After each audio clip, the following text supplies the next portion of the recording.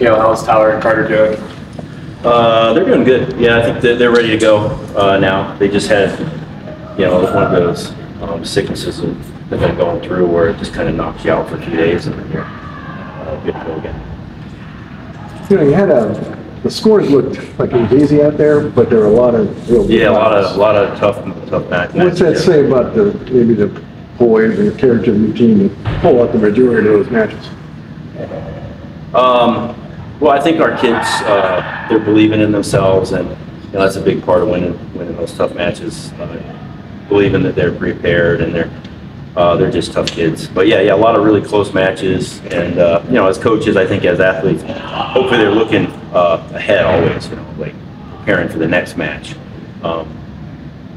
before the match, during the match, that whole time. So always looking ahead, thinking about how you can just get better and be better prepared for the next go around.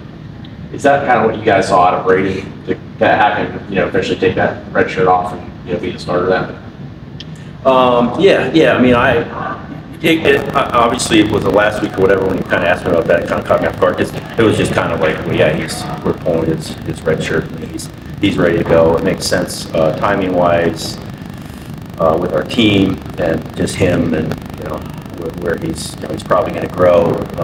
He's had to be disciplined, his weight down, and just who we have on our team and coming in the lineup and that. So yeah, I don't think it was really. I think he kind of showed that he was ready to go, or in the first half of the season. That had kind of been the plan.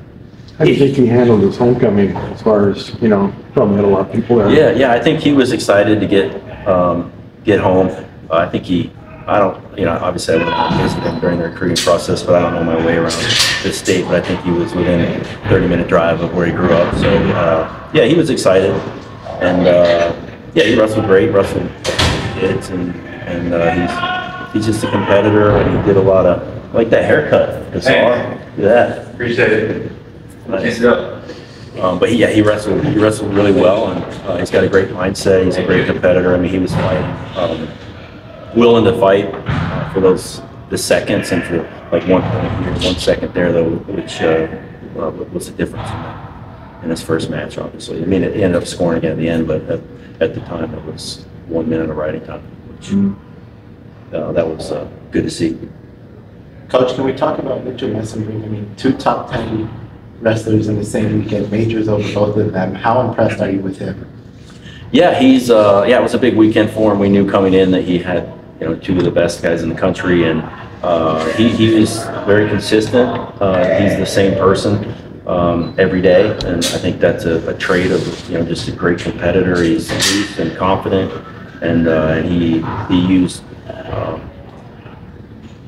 a lot of different things to score points. And he had to come back in the 1 match, right?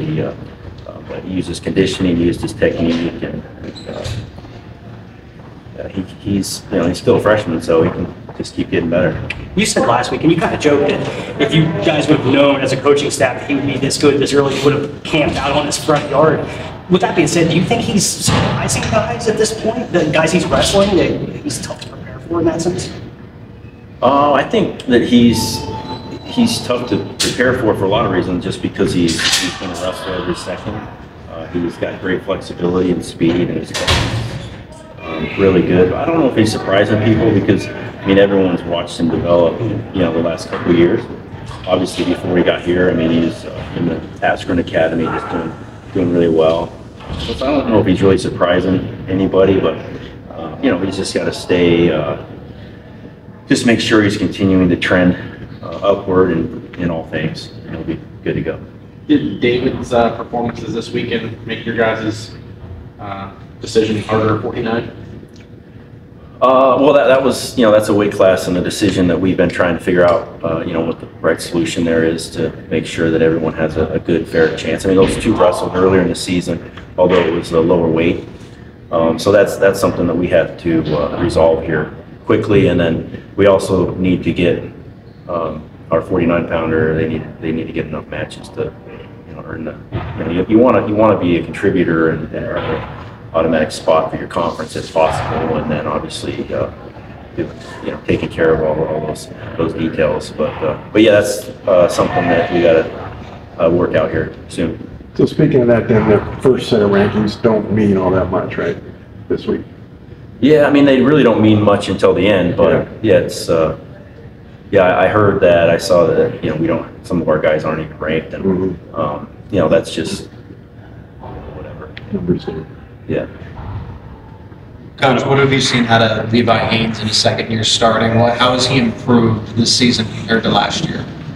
Yeah, I just think, last year he was the true freshman kind of making his way, and now he's, there's a little bit more expectation on him, and he's done a great job battling, and as you saw this weekend, he had a couple close matches. So just little things, and he's a great competitor and very coachable, so he'll just continue to get better and work things out and figure things out as he work the postseason here, yeah. He had some great counters there. Yeah. What are you thinking on the sidelines there as he gets to the 9, 10, 11 minute mark? Can you help him at all, or are you just watching? Well, I mean, as a coach, you're looking at their facial expressions, their body language, the look in their eye, and he seemed to have a good look in his eye the whole time. So, and even at this point, and any point, we're not necessarily focused on whether they're winning or losing. We're looking at their performance, how they're competing, what they can learn from this match to get better and do better the next time, and to keep, as I keep saying, keep trending in the right direction in all things, right? So that's more important to us than whether he wins or loses the match. So had he lost the match, that's fine. He'll be fine. So win or lose, moving forward the next month, and we're just trying to get better. What does a good look in a guy's eye look like? I don't know. I'd have to think about how you describe that. It's just something a lot of it's,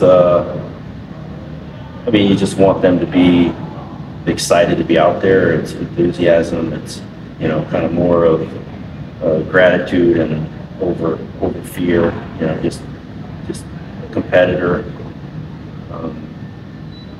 looking for an excuse to win, not the other way around.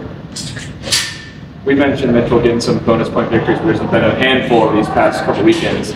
Is your team one that can particularly benefit from the new 3-point takedown with the new offensive incentives, or is that kind of around the entire conference? Well, I think the rules obviously apply to everybody, and they are encouraging people to score more takedowns, right? Those points are flying up there.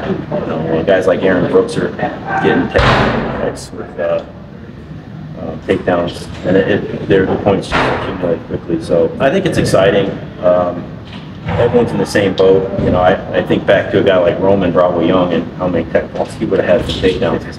He'd get 8 takedowns and win by 8 points, and that's just the way that the game's changed a little bit, and but it seems to be exciting so far. Imagine how much less wrestling people here would have to see in terms of the time on the mat, if that was the case. Yeah, that's true, because he would, there were times he'd get 7 takedowns and win by 7 points and not get the major. Now it's a tech ball quickly, so, but he obviously would have adjusted. He won a couple national titles that he did just fine for himself. I think this week's a sellout, and you had probably 200-300 in each match over the weekend. Do the guys notice that support? A sellout At Maryland. At Maryland? But there'll be a lot of Penn State. Yeah, I think, it's fun to wrestle in front of your home crowd, and it's fun to wrestle in somebody else's home arena. I think you just enjoy wherever you're at and just make the most of it. And I think that, the big thing is not making a big deal out of either opportunity or situation. We just want to be ourselves regardless of where we're at. That's what we try to do. I'm part of the club. Cool. All right, thanks guys. Thanks, guys.